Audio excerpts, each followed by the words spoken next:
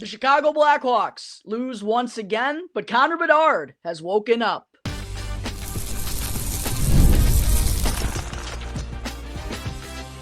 You're Locked On Blackhawks, your daily podcast on the Chicago Blackhawks, part of the Locked On Podcast Network, your team every day.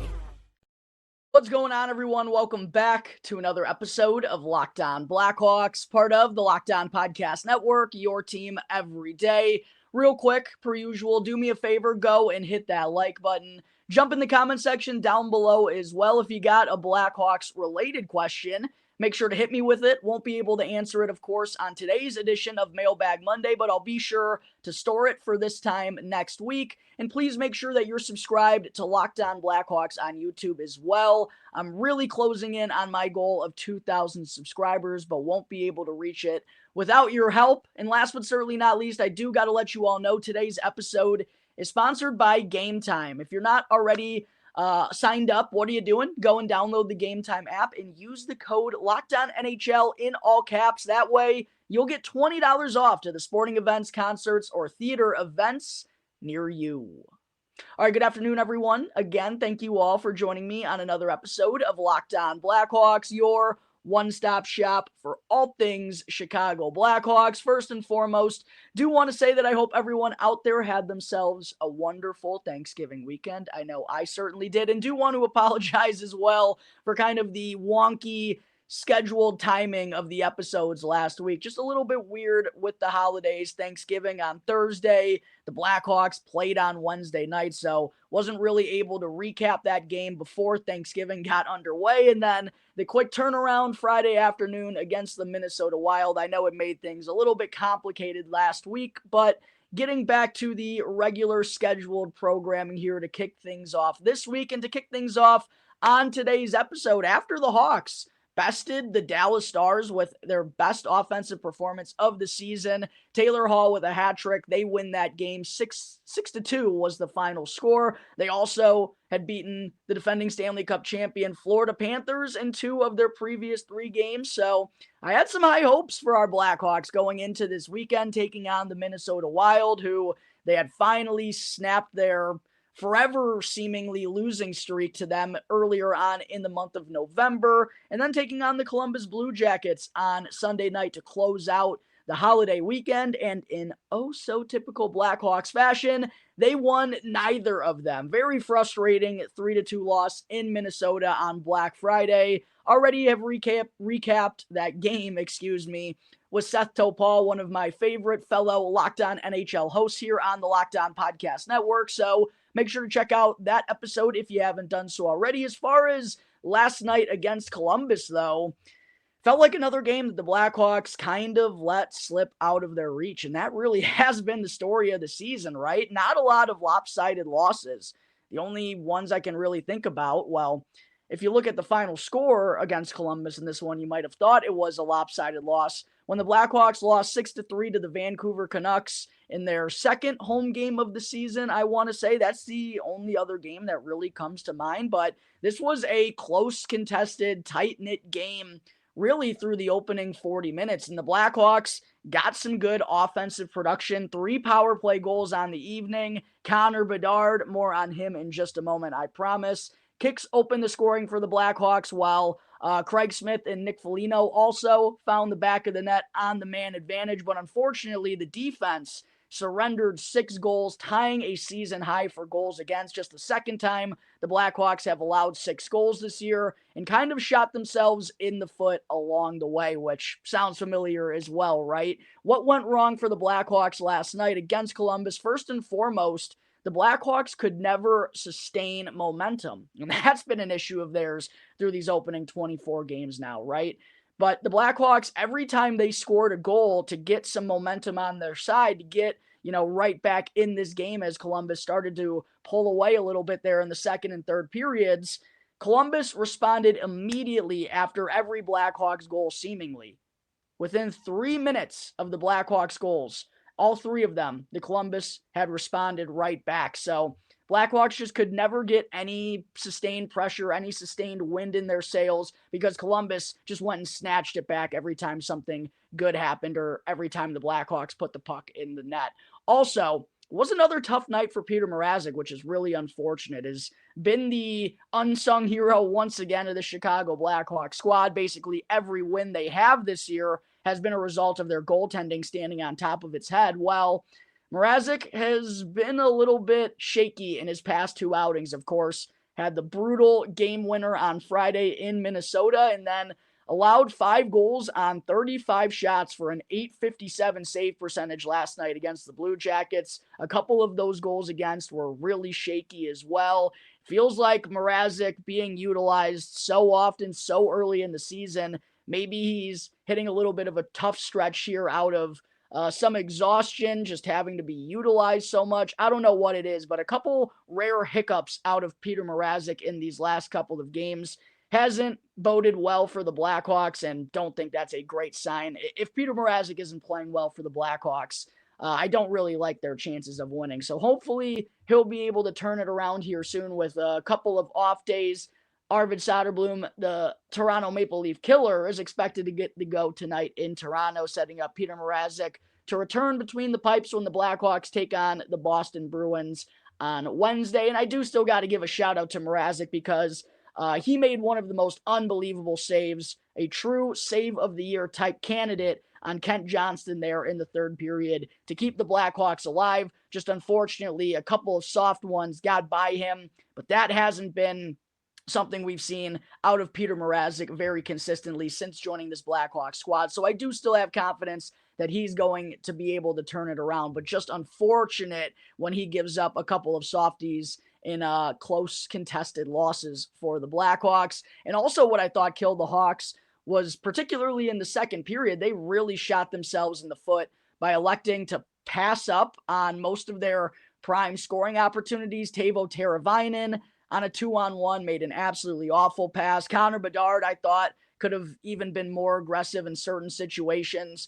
And this Blackhawks team just can't afford to be choosy. You got to be more like Ryan Donato. Just try to get the puck on net as much as possible. And good things have happened to Ryan Donato for carrying over that mentality this year. Really think the Blackhawks, big guns in the top 6, need to have that mindset a little bit more. But while the Blackhawks did lose once again, it's already the 6th time this season, I believe that they've lost back-to-back games, and they are now 8-14-2 through 24 games this year. Once again, dead last in the NHL standings. We are starting to see a bit of a wake-up out of Connor Bedard, and again, with the Blackhawks not going to be playoff contenders this year, as I talked about in my Deep Dive 2.0, the name of the game for this Blackhawks squad this year is really all about Connor Bedard and the development of the few young pieces that are already here on the pro scene. Bedard kicked off the scoring for the Blackhawks last night, his second goal in the last 3 games, also added an assist and it had a team-high 5 shots on goal, now has 4 points over his last 3 games, and just looks like a much different player than we saw during that 12-game goal-scoring drought where the frustrations clearly had been as high as they ever were. Connor Bedard is back to having confidence with the puck on his stick, dazzling through defenders, taking advantage of the open space that he finds and getting his teammates looks in dangerous areas. I love to see the revive we've gotten from Connor Bedard here these last couple of games. Looks like a completely different player, and you love to see it. And I thought Scott Wheeler of The Athletic, by the way, following this performance by Connor Bedard, had a great tweet that I think really resonates with what I've been trying to say about Connor Bedard here on the podcast. Because, of course, the numbers so far in his sophomore year, particularly only having 5 goals in 24 games, isn't the type of breakout that people were expecting in his second NHL campaign. And that's mostly a result of having that generational talent type of label coming into the NHL. But quite honestly, Connor Bedard has still been solid. Here was the tweet from Scott Wheeler, quote, "Connor Bedard has had a publicized crisis of confidence, played the least productive stretch of his young career, and still leads his team in scoring with 19 points in 24 games as the second youngest player in the league." And then Scott Wheeler also went on to post a list of notable U20 point per game averages Patrick Kane averaged 0.88 points per game, fittingly, while he was under 20 years old. Steven Stamkos also averaged 0.88 points per game. Connor Bedard is next on that list at 0.87 points per game. Then Austin Matthews is behind him at 0.84 points per game. Mitch Marner behind him at 0.79. Nathan MacKinnon at 0.69. Jack Eichel at 0.69. John Tavares at 0.66. And Jack Hughes at 0.64. Connor Bedard is doing what we wanted to see from him, other than putting up numbers like Connor McDavid and Sidney Crosby did in their second NHL campaigns. And I know because of the hype around the kid, it is disappointing that he's not putting up those video game type numbers, having all NHL caliber type of seasons. But he's still doing a lot of good things. He does not have a lot of help around him. He's in a defensive-minded type of system, having to play defensive center. Even though he's an offensive-minded center, Luke Richardson is still asking him to do a lot at the center ice position. It's one of the worst offenses in the entire NHL. And he's still, as a U20 player, and by the way, he's not going to turn 20 until next summer, so there's still a lot of runway here for the kid. He has basically the same points per game as Patrick Kane and Steven Stamkos, 0.01 below those guys, and has a better point per game average than Austin Matthews, Mitch Marner, Nathan MacKinnon, Jack Eichel, John Tavares, and Jack Hughes, as they did when they were under 20 years old. So Connor Bedard is still absolutely exceeding, and it's just frustrating to see a lot of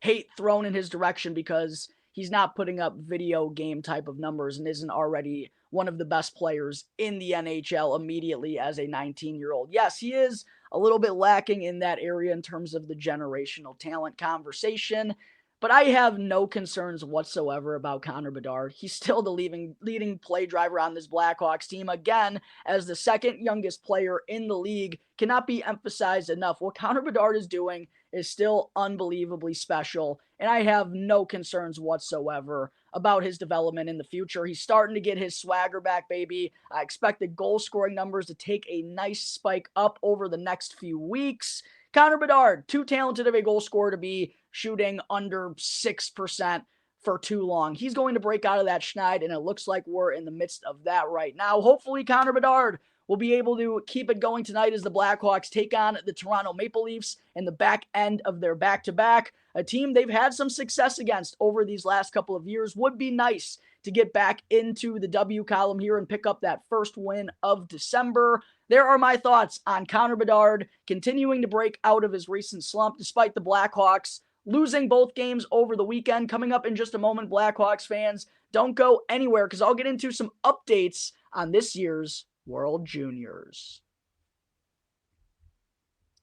Real quick, though, I do got to let you all know about the fine folks over at FanDuel. Get ready to tackle the NFL action in the second half of the regular season with FanDuel, America's #1 sportsbook. Because right now, new customers can bet $5 and win $150 in bonus bets if that first $5 bet wins. And the FanDuel Sportsbook app now gives you everything you need to bet on the NFL live, all in one place, so that when you get a hunch in the middle of the game, you can check out the latest stats, view live play-by-play, player props, and so much more on the same page where you also happen to place your bets.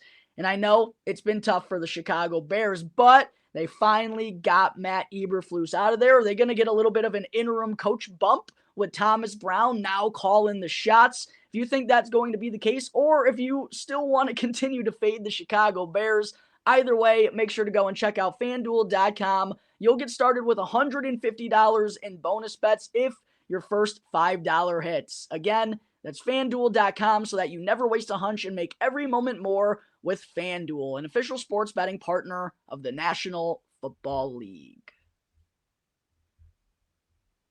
I also got to talk to you real quick about Game Time. Hockey season, of course, has officially taken over, and it feels so good to get back down to the United Center. And I'm sure many of you viewers or listeners to this right now who haven't gotten down to the UC yet this season feel the exact same way that I did, and that's why I'm here to talk to you all about Game Time. And Game Time has created a new feature called Game Time Picks, which makes getting tickets to your favorite live events, not just hockey games, even easier. And Game Time Picks filters out the fluff to show you only incredible deals on great seats so that you don't have to waste time searching through thousands of tickets. And I personally have used Game Time for probably close to a decade now. It's always been the cheapest, fastest, and easiest way for me to purchase my tickets, whether I'm going to see the Blackhawks, the Cubs, or any team in any city. And I also love how they provide views from every seat in the house so you know exactly what to expect before you arrive and before you make your purchase. So be sure to go and download the Game Time app right now and use the promo code LOCKEDONNHL in all caps to get $20 off with your first purchase. You can get $20 off to go and see Connor Bedard at the UC this season. Just download Game Time and use the promo code LOCKEDONNHL in all caps. Last minute tickets, lowest price guaranteed. Game Time.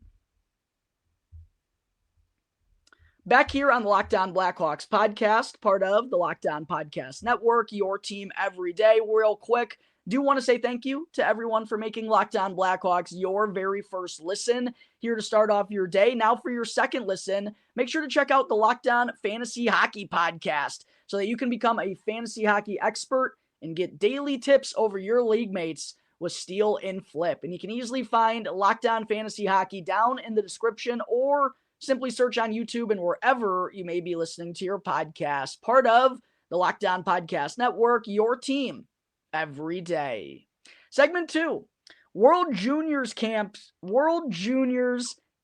rosters were officially announced this morning by the United States, Canada, and Czechia as well. And a couple of Blackhawks prospects found themselves receiving invites, while a couple of notables did not. Tournament, by the way, officially begins the day after Christmas, December 26th, and runs all the way through January 5th, which is when the gold medal will be awarded. And of course, the red, white, and blue, the United States, serves as the defending champions after besting Sweden 6-2 in the gold medal game last year. It was a lot of fun watching this tournament. A lot of Blackhawks prospects on the United States as well. A lot of intriguing 2024 NHL draft prospects as well. I always enjoy watching the World Juniors. Unfortunately, we got a couple of Blackhawks prospects to watch in the tournament again this year. Starting off with the United States, Oliver Moore, Blackhawks 2023 first round pick, of course, has been invited, was part of the team last year that won a gold medal. And AJ Spellacy, who, as I mentioned, I believe on the episode I dropped either Friday or Saturday. See, I can't even remember exactly the scheduling of the episodes last week. Everything was so wonky, which again, I do apologize for. But AJ Spellacy, there were some rumblings from Scott Wheeler, I actually think it was, about Spellacy receiving an invite to Team USA's World Junior Camp. That is officially the case. As an underager, one of the younger guys to be invited, I do want to say I think it's an outside shot that AJ Spellacy winds up making this team ultimately, but he does provide a lot of intangibles that you can kind of use from some of the extra forwards at the bottom of a roster like the World Juniors, because the end of the day, these are kind of like all-star type of lineups. You're going to have a lot of scoring from guys who are still in the bottom six. So sometimes it's nice to have players who can provide you with a little bit of versatility, can provide you with that physicality, maybe play on the penalty kill and have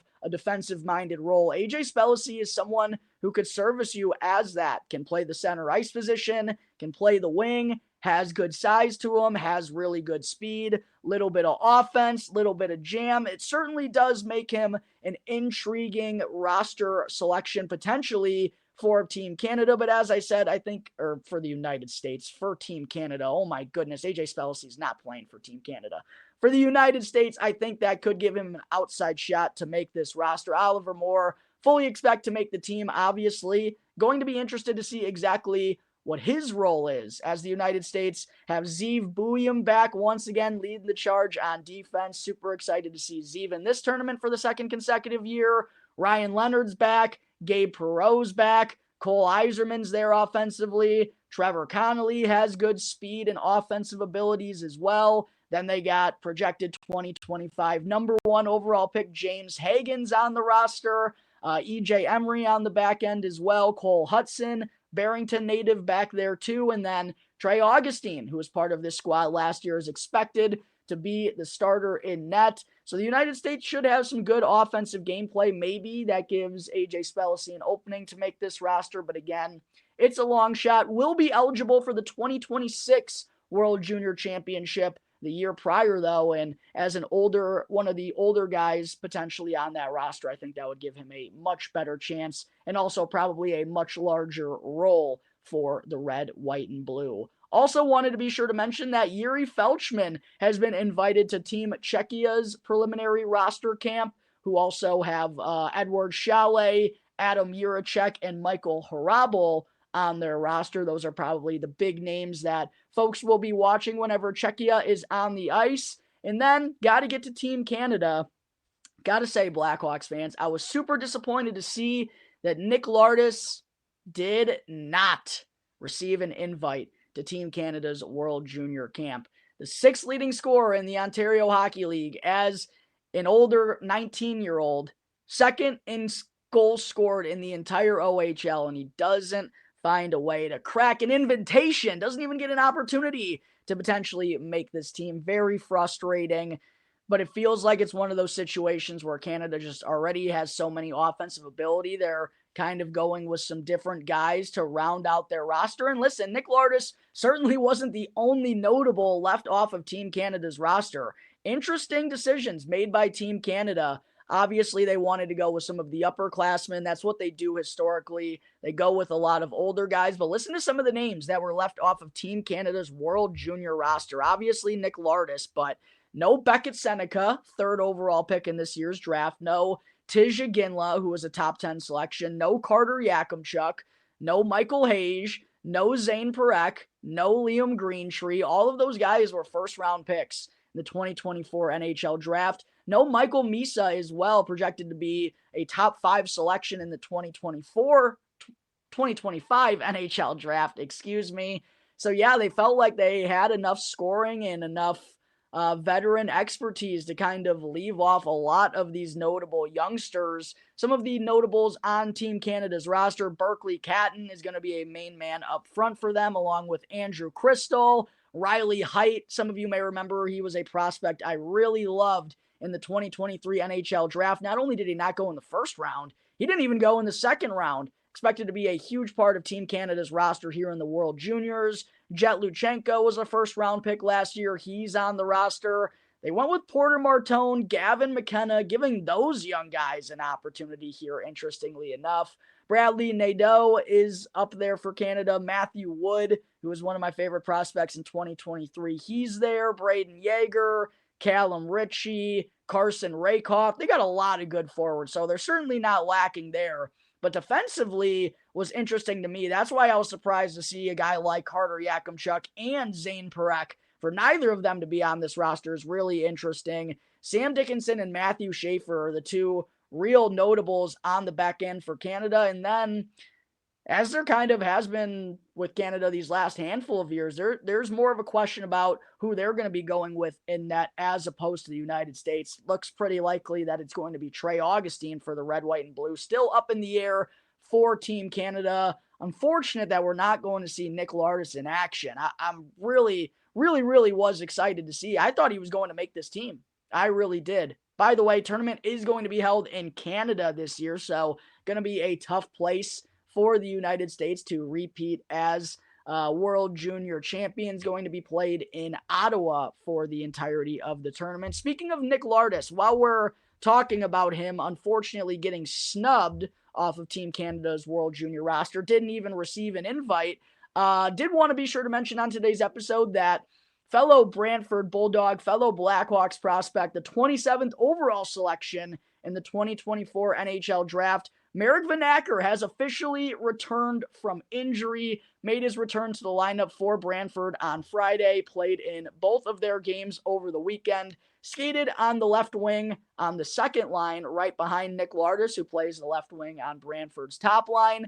Wasn't able to pick up any points in his first 2 games back, but super stoked to see this kid in action for a high-octane Bulldogs offense. Curious to see if they're going to be having Vanacker and Lardis play with each other throughout the second half of the season here. I know Typically, at least last season when they were healthy, Nick Lardis missed a majority of the season. They were mostly used on different lines. I expect they'll probably be out there on the top power play unit together a decent amount, but do want to see if Brantford's coaching staff will ever load up with those two on the same line. But what a big addition this is for the Bulldogs to get Mailbag Monday back, who was their leading scorer last year and took advantage of a lot more opportunity with Nick Lardis out of the lineup. In 68 games last season, Vanacker tallied 36 goals and 36 assists for 82 points. And it was a huge leap compared to his first year in the OHL, where he only tallied 16 points. That huge uptick in production, the way he goes about his business with good speed, decent size, ended up getting him selected by the Blackhawks in the first round. Some Blackhawks fans thought that was kind of controversial because of his shoulder injury. They thought they could have waited to get him until the second round and didn't need to give up draft assets in order to take him. Quite honestly, though, I didn't mind it because the Blackhawks are at a point where they're thinking about quality over quantity in terms of draft picks, and they have so many still stocked up in their pipelines. Like, they can afford to kind of maybe technically lose some value to go and get a player they liked. And clearly they liked Mailbag Monday. They got a lot of good looks at him when scouting Nick Lardis and watching him play after drafting him. So super excited to see what Mailbag Monday is going to have in store here. I expect him, to return to the OHL the following season because it'll be NHL or bust for him unless there is a rule change in place, which sounds like it could be possible. But yeah, Brantford, already one of the top teams in the OHL, now has their two-headed monster back on the left side together. And oh yeah, Mailbag Monday also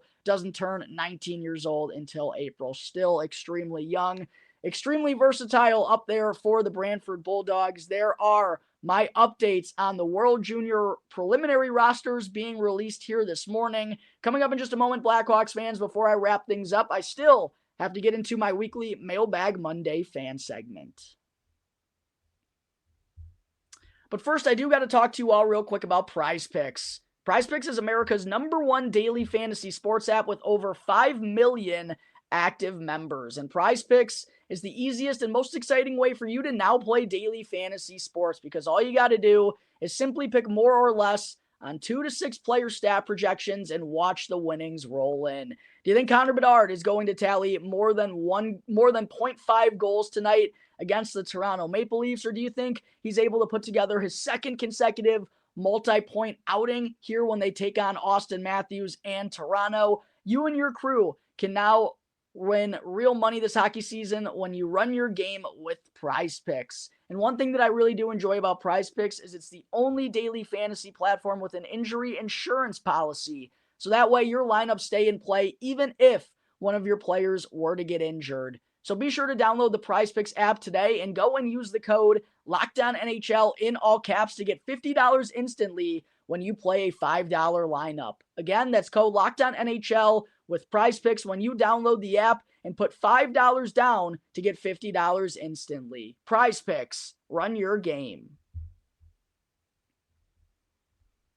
All right, segment 3, time to get into this week's edition of Mailbag Monday. And again, a reminder, if you are watching or listening to this right now and going, oh, I have a Blackhawks related question that I want to ask, make sure to drop that in the comment section down below. If you're tuning in through an audio platform, you can go and also ask that question in the review section on either Apple Podcasts or Spotify. You can also DM me on any one of my social media channels or even email LockedOnBlackhawks@gmail.com. Please do reach out with your Blackhawks related questions. I love Mailbag Monday. Love racking up questions. Got a good amount of them here today. The first one coming from PHHDVM on YouTube, who asked, Jack, are you convinced Commesso has what it takes to be a starting NHL goalie?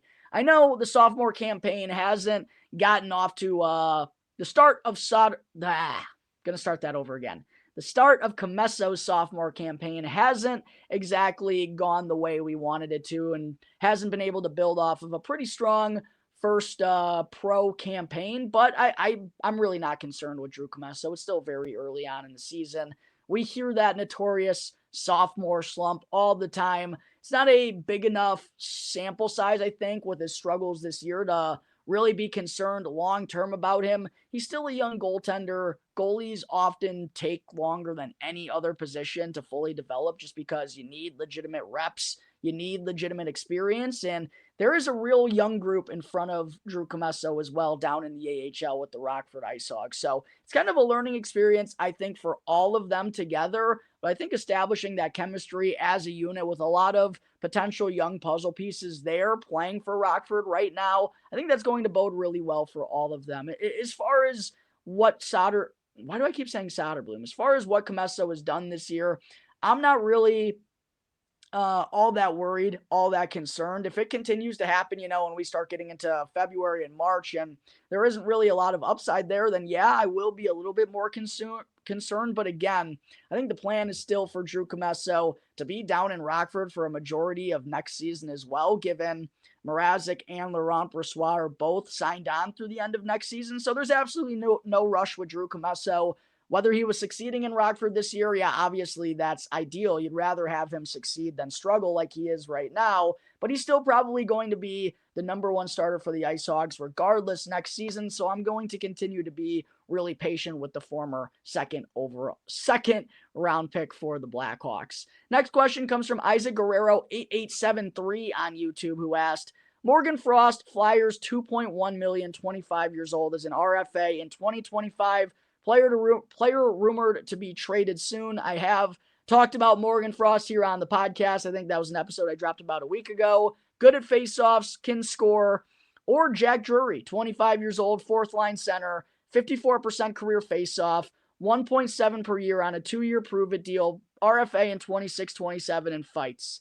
What would it take to get him from Carolina? They need a goalie badly. They do need a goalie badly. I wonder if Arvid Soderblom could be someone they are considering, but still, I don't know if Jack Drury for Arvid Soderblom would necessarily be a one-for-one swap that they'd be willing to do. And also, Jack Drury, I think he is the right type of player for the Blackhawks to add, but I also don't think he's going to make the hugest difference on this team right here, right now, and they need to go and get a player like Jack Drury right here, right now. He's not as rumored to be on the market as someone like Morgan Frost is. Listen, I think Jack Drury could be a decent fit. I just don't know how much significantly better he's going to help make this Blackhawks team. And because of that, I just don't think there's that same urgency to go and add a player like that in the middle of the season. Morgan Frost, I do think, is a legitimate candidate for the Blackhawks to add here because of the way he plays the game with good pace. He's offensive-minded. He could help out this offense right here, right now, and is in need of a change of scenery. That kind of more so fits with what the Blackhawks would be looking at adding and would be willing to get rid of something to take on right here, right now, because that's a glaring hole that they kind of need. And also, adding someone like Morgan Frost could potentially help the development of Connor Bedard. So I think that's why Morgan Frost, in terms of a trade happening right here, right now, is the most likely trade rumor that's been surrounding the Chicago Blackhawks through the quarter mark of the regular season. Do want to answer a question from one of my family members who asked me at Thanksgiving from my Uncle Tom. Better high hopes for the future, Connor Bedard or Caleb Williams? And I think this is a really interesting question. And I feel like there's been vitriol spewed at both of these franchise players for Chicago. And quite honestly, I'm really confident in both of them. Caleb Williams, yeah, he still makes some shaky decisions. He still needs to learn how to throw the long ball. And in terms of learning that, it's tough to have confidence that when someone reaches the NFL, they're going to be able to develop that. I still think Caleb Williams absolutely has the arm talent to go and do it. And there are some things that he needs to clean up. But if you watch the Chicago Bears, then Caleb Williams has an absolute rifle, and he is far from the problem of this team. I am very excited about the future of Caleb Williams. I think he's going to be an absolute stud. And I feel the same way about Connor Bedard, even though there's been some criticism and some negative comments around him. Both of these guys, still very young men, figuring out these games and are having success at it, even though they're not in ideal situations for their development. I have confidence in both of them, but who do I have better high hopes for? It's Connor Bedard, because even though I don't think Luke Richardson is going to be the long-term answer of a head coach here, and his system, I think, is kind of working against Bedard's development right now, he doesn't have the McCaskey families making the decisions like Caleb Williams, unfortunately, is going to have to deal with. So if I were to be more confident in one of those two long-term, I love both the players. I would go with Caleb Williams because, I would go with Connor Bedard, because unfortunately Caleb Williams plays for arguably the worst franchise in all of professional sports and undoubtedly the worst organization in the National Football League. Next question comes from WLK3409 on YouTube, who asked, Davidson or Richardson first? It's like head or gut. That reference made me laugh. It's undoubtedly Luke Richardson in my mind. Kyle Davidson, we have to see the end of his plan. Even though the 2024 NHL draft and the 2024 free agent class that he brought in, neither looked very swimming. I don't think the decisions he's made in the last year have been great, but you still have to see the end of his plan, and we're still only right around the midway point of that, right? So I think undoubtedly Kyle Davidson has a much longer leash than Luke Richardson. I think Luke Richardson has probably shown us enough that I don't think he can continue to be this Blackhawks head coach at the end of the season because his style of play just doesn't match with, I think, the best interests of the team right here, right now, to me personally. So I absolutely think it's going to be Luke Richardson who winds up going first. Next question comes from Artie Party 21, who asks, will we see Kevin Korchinski back in the NHL this season? Don't think so. Maybe he plays in like 4 or 5 games. I quite honestly think it's going to be really similar to what Alex Vlasic did 2 years ago. After he finished off his junior campaign with BU, or did he stay there all 4 years? Can't remember. There's been so many prospects who have come out of college the last few years. Regardless, when he had that end-of-the-year trial when he left Boston University, we thought we were going to see more out of Alex Vlasic the following season, but he ended up just staying with the Rockford IceHogs for most of the campaign. I think he only appeared in 6 NHL games. I think that's what we're going to see out of Kevin Korchinski this year because there's honestly no real reason to bring him up to the NHL. Let him develop. Let him marinate. Let him be in all types of situations while still playing in the second or third best league in the entire world down with Rockford. I think it's going to be the smartest decision for his development long-term is to let him remain in Rockford. So don't be frustrated if we don't see Kevin Korchinski at all in the NHL this year. It's not indicative whatsoever on his play down at the AHL level. Last question to close things out comes from Paul Ryder 9899, who emailed in the podcast and asked, if Kyle Davidson flops in the 2025 NHL draft, Jack, do you think that will be enough to be the end of him? No, still again won't, because ultimately whatever player he takes in the 2025 NHL draft, even if it's like an outside the box type of candidate, we still would have to see what type of player they turn into. And that's an answer that we'll probably have to wait years to get. So like, again, even though Kyle Davidson has made some frustrating choices with his free agent class, and I would have picked Ivan Demidov with the 2nd overall selection this year, even though he's made some of those decisions, you got to be patient with this guy because you got to see out his plan. We really haven't seen anything yet in his plan. So yeah, there is some valid criticism being thrown in this direction, but I also think there needs to be some valid patience at the same point in time because we're still really early in Kyle Davidson's rebuild, and quite honestly, we won't know truthfully how well of a job he's done as Blackhawks general manager until that supposed competition window opens up again and this roster looks a whole lot different than it does right here, right now. All right, that is going to wrap up today's episode of Locked On Blackhawks. As always, thank you all again for joining me on the show. Be sure to go and follow Locked On Blackhawks for free right now, wherever you may be listening to your podcast, and to go and subscribe to Locked On Blackhawks on YouTube. That way, you can get the latest episode as soon as it's uploaded each and every day. As always, I'm your host, Jack Bushman. You can go and check me out on X at Jack Bushman 2, but be sure to go and follow my strictly Blackhawks account at Talkin' Hockey. That way you can get the latest Blackhawks news and updates. Until tomorrow's episode, everyone, have a great rest of your Mondays. Stay warm. I know it's getting to that time of the year where it is getting chilly. Hopefully that snow can stay away for as long as possible. Let's go and get 2 points against the Toronto Maple Leafs tonight. Would be awesome if Arvid Soderblom pitches like a 39-save shutout. Will I be Jack Stradamus? Find out on tomorrow's episode of Locked On Blackhawks. Until then, everyone have a great rest of your days. I'll see you next time on the Locked On Blackhawks podcast, part of the Locked On Podcast Network, your team every day.